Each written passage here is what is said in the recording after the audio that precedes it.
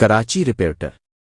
The affected woman, while addressing a press conference at Press Club, stated that in posh areas of Karachi, particularly Town Karachi and Defence Housing Authority Karachi, an organized gang is trapping young boys and girls by showing them false dreams of love and marriage. She said that members of the gang lure victims, record their videos, and then blackmail them. They are taken to bungalows where parties are arranged, and they are made addicted to dangerous drugs like ice. Later, these videos are used to extort them. The victims are forced to hand over money, vehicles, and other valuable belongings, while some are even sent to influential individuals.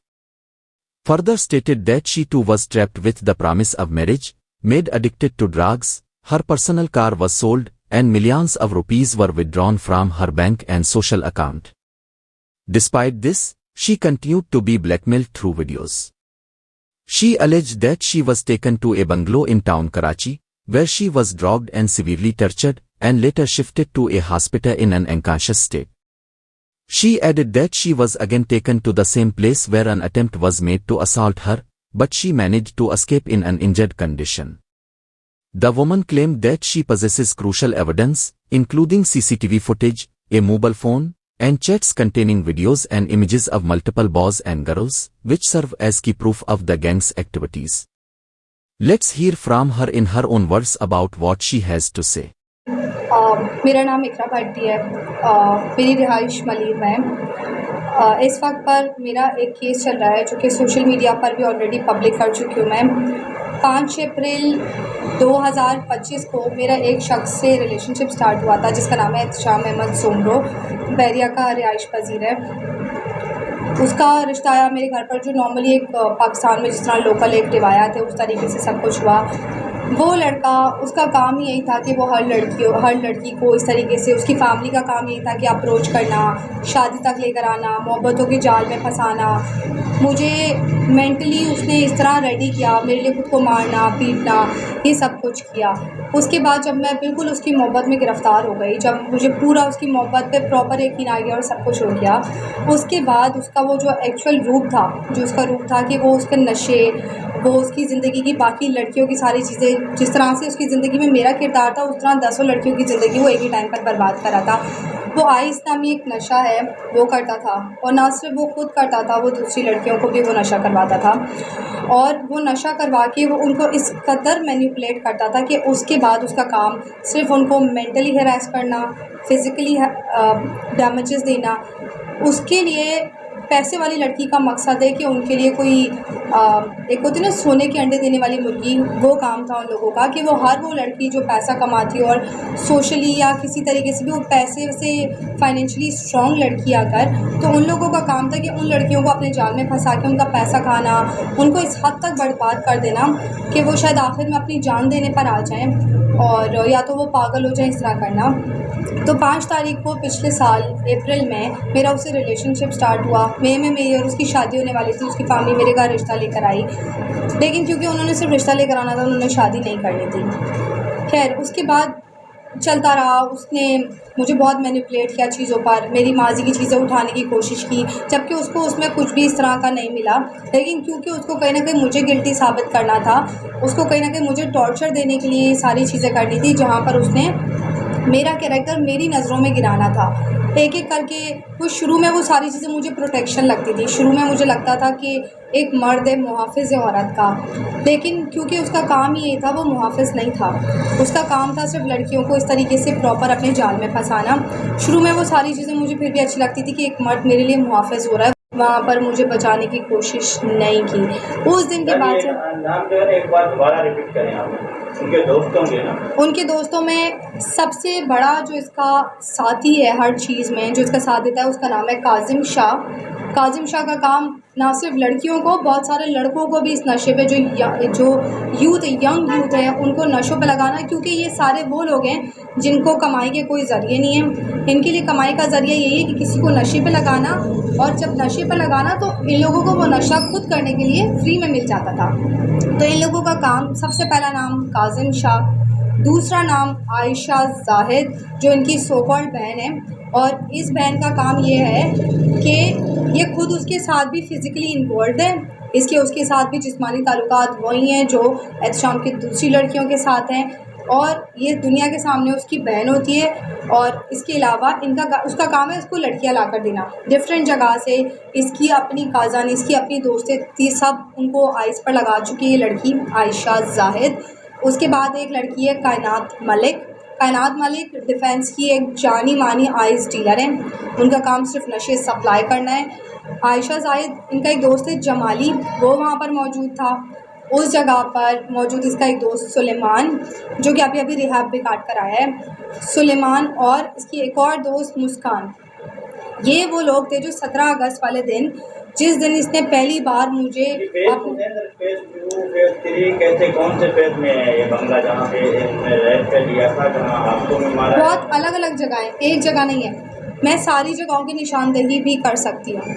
मैं अपनी की हुई हर बात को साबित करने के लिए अपने पास इस वक्त मेरे पास मौजूद एहतशाम का फ़ोन, इसमें मौजूद उसके हर वो डाटास, इसमें मौजूद यहाँ तक कि वो जो उसकी बहन है जो उसको लड़कियाँ प्रोवाइड करती है उस तक की गंदी वीडियोस इस फ़ोन में मौजूद है। इस फ़ोन में मुझ समेत बाकी जितनी लड़कियाँ जिसकी उसने ज़िंदगियाँ बर्बाद की हैं, एहतशाम के इस फ़ोन के अंदर, ये एहतशाम का ज़ाती फ़ोन है, इस फ़ोन के अंदर उसका सारा डाटा मौजूद है।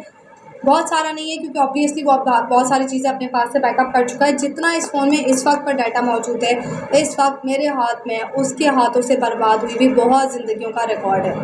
ना सिर्फ ये, इस वक्त पे गडाब थाने में मेरा केस चल रहा है एहतशाम के ख़िलाफ़। आखिरी बार 12 मार्च को उसने अगेन मुझे मारने की कोशिश की है जान से, और वो मेरी ज़िंदगी में वापस आकर, क्योंकि वो अब तक मुझे वक्तन फ़वक्तन, पिछले साल ये एक पूरा साल वो मुझे वक्तन फ़वक्तन ब्लैकमेल करता रहा, मुझे बहुत जगह अज़ियतें देता रहा। मैं उससे जब दूर भी चली गई हूँ, उस जगह पर भी वो मुझे ब्लैकमेल करके अपने पास वापस बुलाता रहा हर जगह के ऊपर। इस बार 12 तारीख को उसने बैरिया टाउन में मेरे साथ ज़्यादती करने की कोशिश की, मुझे ज़बरदस्ती दोबारा आइस का नशा करवाया। उसके बाद उसने ये जो मेरे हाथों पर चोटें हैं, ये जितनी भी चोटें हैं, इसने मुझे मारने की कोशिश की। असूलन वो मुझे मारना नहीं चाह रहा था, वो मुझे डराना चाह रहा था उस वक्त के ऊपर, क्योंकि एहतशाम को ऐसा लगता है कि जिस कैरेक्टर का मालिक वो खुद है या जिस माहौल में वो खुद पैदा हुआ है उस माहौल का हर इंसान है। या मैं वो लड़की हूँ जो शायद चलते फिरते हर किसी के साथ अवेलेबल रहती हूँ। तो इस शख्स ने उस दिन मुझे मारने की कोशिश की, मेरे साथ ज़्यादती करने की कोशिश की। ना सिर्फ ये, मुझे मुसलसल मेरी तकलीफ़ों के बाद भी मारता रहा। मेरे हाथ में 9 स्टिचेस आने के बावजूद मुझे 4 घंटे अज़ियत में रखा है, और आखिर में उस जगह से मैं भागी हूँ किसी तरीके से। मेरे दोनों हाथों पर बैंडेजेस बंधे हुए थे, मेरे उल्टे हाथ पर 9 स्टिचेस आए हुए थे, मेरे सीधे हाथ पर चोटों के निशान थे। तो 12 तारीख को जब हमारा ये मामला हुआ, जिस मामले में सुबह उसने मुझ पर इस तरीके से सारे तशद्दुद किए बैरिया में उसके दोस्त अदील के विला पर, जिसकी निशानदेही मैं आयो साहब को ऑलरेडी कर चुकी थी, मैं वहाँ उनको लेकर जा चुकी थी। तो उन्होंने उस दिन सारा जितना भी मेरे केस का डाटा है मैं ऑलरेडी आयो साहब को दे चुकी थी, जितने प्रूफ से वो मैं दे चुकी थी। तो 12 तारीख को 12 मार्च 2025 को एहतशाम सोमरो ने मुझे एक विला में लेके जाकर ये सब कुछ किया। वो विला भी हमारे पास लोकेशन है, अगर मीडिया पर मुझे वो विला दोबारा दिखाने की ज़रूरत पड़ी तो मैं ज़रूर दिखाने को तैयार हूँ। इस वक्त पर मीडिया पर ये बात लेकर आने का मकसद सिर्फ़ और सिर्फ एक है, क्योंकि इस वक्त पर मुझे कानून की तरफ से कोई मदद नहीं मिली। कानून ने मुझे गुमराह करके, आयो साहब ने मेरे केस पर मुझे गुमराह करके, मुसलसल वक्त मुझे बहन बेटी बोलकर, मुझे मुसलसल कोशिश करने पर कि मैं उसको इस केस में माफ़ कर दूं, क्योंकि 13 तारीख को रात को 12:10 पर गडाब थाने में मेरी एक FIR रजिस्टर्ड हुई। 13 तारीख की रात को मुझे MLO के लिए लेके जाया गया।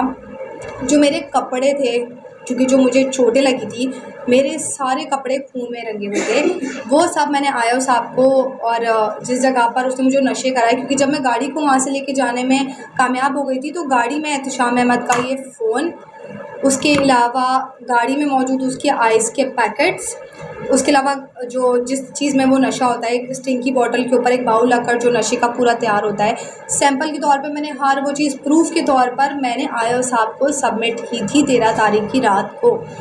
आयो साहब के पास ये सारी चीज़ें थी। उसके बाद जब 12 तारीख को उसने मुझे मारने की कोशिश की है, और फिर उसके बाद यहाँ तक भी बात ख़त्म नहीं हुई है। सुबह से लेकर मुझे ये स्टिचेस लगे हैं 12 बजे। अदील के विला पर उसने मुझ पर ये हमला किया है और ये सारा वाक़या मामला सारा अदील के उस विला पर हुआ जो कि इसका दोस्त है। वहाँ से मुझे बहरिया हॉस्पिटल लेकर गया है स्टिचेस दिलवाएँ। उसके बाद ये मुझे असूलन मेरे घर पर ड्रॉप करने के लिए जा रहा था, फेडरल पीरे में दोस्त के घर पर ड्रॉप करने जा रहा था जहाँ से हम लोग साथ निकले थे, लेकिन ये मुझे वहाँ पर भी नहीं लेकर गया। ये वहाँ से मुझे सोल्जर बाज़ार अपने एक डीलर के पास लेकर गया जहाँ से उसको आइस ख़रीदनी थी। वहाँ इसने आइस ख़रीदनी थी जिस जगह पर, वहाँ से मुझे वहाँ पर लेके गया है, जबकि डॉक्टर्स के अकॉर्डिंग 12 घंटे तक।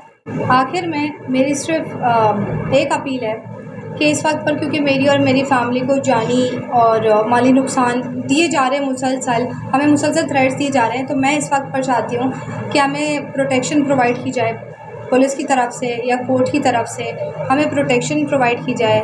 इस वक्त पर मुझे या मेरी फ़ैमिली को किसी भी किस्म का नुकसान पहुँचता है तो उसके ज़िम्मेदार आयो सज्जाद अनवर साहब, एहतशाम अहमद सोमरो जो सारे किए दारे का मालिक है, उसकी वालदा उमा और उसके सारे दोस्त जो उसके साथ बराबर के शरीक हैं हर चीज़ में, ये सब लोग हैं। अगर मुझे या मेरी फैमिली में से किसी को भी कोई भी नुकसान पहुंचता है तो इसके ज़िम्मेदार सिर्फ़ और सिर्फ ये सब लोग हैं। बहुत शुक्रिया।